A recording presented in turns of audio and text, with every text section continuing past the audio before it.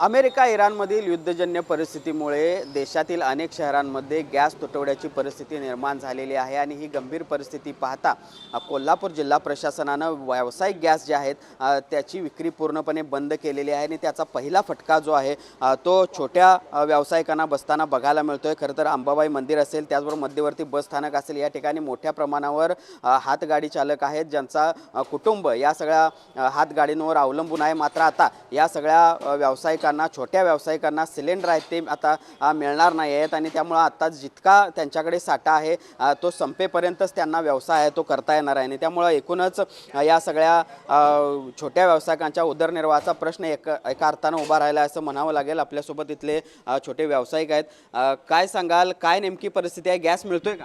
Gas अजिबात मिळत नाही। आता आजचे दिवस पुरेल एवढाच गॅस शिल्लक आहे। उद्यापासून आम्हाला बंद केल्याशिवाय दुसरा पर्याय काय राहिलेला नाही। परत आम्ही महालक्ष्मी मंदिराच्या एरियात आमची चहाची गाडी टपरी आहे। परत भाविक परत महालक्ष्मी मंदिरात येणाऱ्यांची गैरसोय होती पूर्ण कोणाची, कुठलीही चहाची गाडी आता एक एक एक एक बंद व्हायला लागली। हॉटेलमध्ये तरी काही मिळत नाही। आमच्याकडे एक दिवस भरेल तेवढा चहा, परत रॉकेल पण नाही आहे, काहीसुद्धा सुविधाच नाही। दुसऱ्या पर्याय काय करणार आहे? मी आता बंद करल्याशिवाय पर्याय आम्हाला दुसरा काही उरलेला नाही। त्यामुळे लवकरात लवकर काहीतरी याची योजना करावी। दिवसाला साधारण किती पर्यटक किंवा किती लोक या ठिकाणी येतात आणि तुमचं किती सिलेंडर तुम्हाला ह्या 2-4 दिवसात लागतात किंवा कशी काय नेमकी परिस्थिती आहे? आता परिस्थिती कमीत कमी 15 दिवस तरी एक सिलेंडर जाते। तरी आता तेच 30 दिवसानंतर म्हटल्यानंतर आम्ही काय करणार? 15 दिवस पुढचं काय करणार?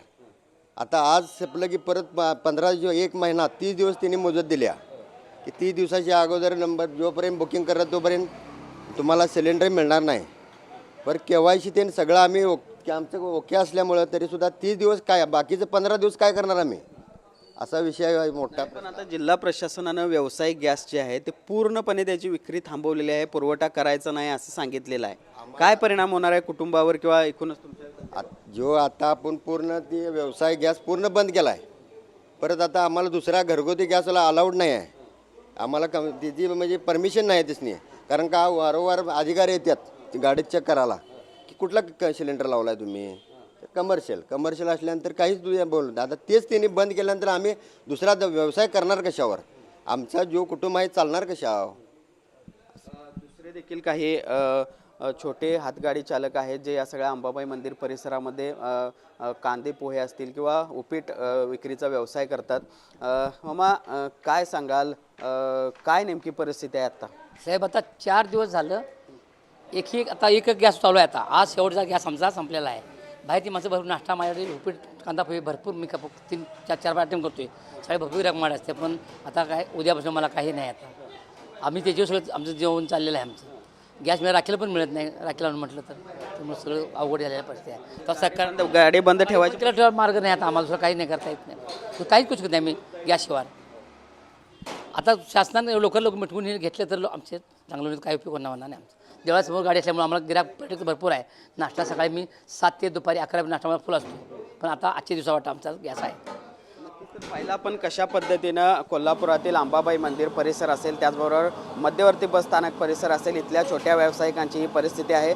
जिल्हा प्रशासनानं व्यावसायिक गॅस जे आहे त्याचा पुरवठा पूर्णपणे बंद केलेला आहे आणि त्याचा पहिला फटका जो आहे या अशा छोट्या व्यावसायिकांना बसताना आपल्याला बघायला मिळतोय। अनेक व्यावसायिकांकडे आजच्या दिवस पुरेल इतकाच गॅस साठा आहे आणि आता जर हा गॅस पुरवठा सुरळीत झाला नाही तर मात्र उद्यापासून या सगळ्या व्यावसायिकांना आपले व्यवसाय आहेत ते बंद ठेवावे लागणार आहेत। अशा पद्धतीची गंभीर परिस्थिती आता कोल्हापूरमध्ये निर्माण होताना बघायला मिळते। जर्नलिस्ट सुनील काटकरसह भूषण पाटील, TV9 मराठी, कोल्हापूर।